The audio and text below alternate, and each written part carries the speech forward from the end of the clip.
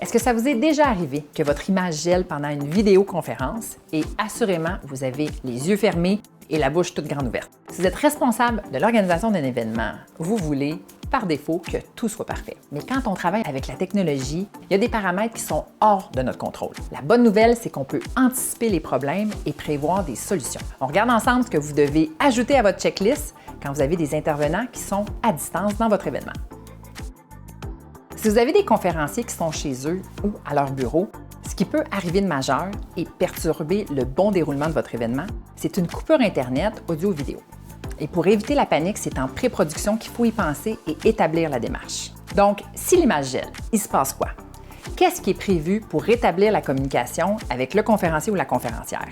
Quel geste devra-t-il ou elle poser et qu'est-ce qui est prévu par l'équipe technique? Je vous donne un exemple. Ça nous est déjà arrivé où on avait l'animateur et un panéliste prêts en stand-by, notre réalisateur lance la webdiffusion et la tablette de l'invité gèle.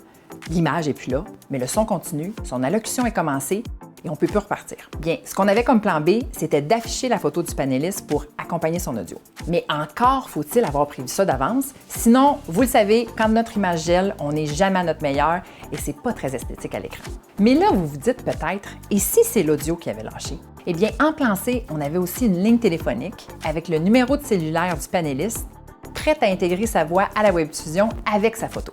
Quand un problème survient dans un événement diffusé en direct, il faut agir vite. Ça prend de bons réflexes et ça se prépare.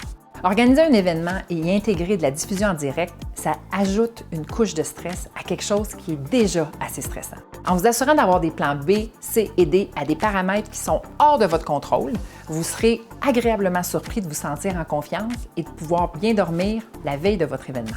Je vous remercie de votre écoute et si vous avez apprécié, merci de liker ou commenter. Et pour voir l'ensemble de nos capsules conseils qui permettent d'éviter les pièges de la webdiffusion, cliquez sur le lien dans la publication.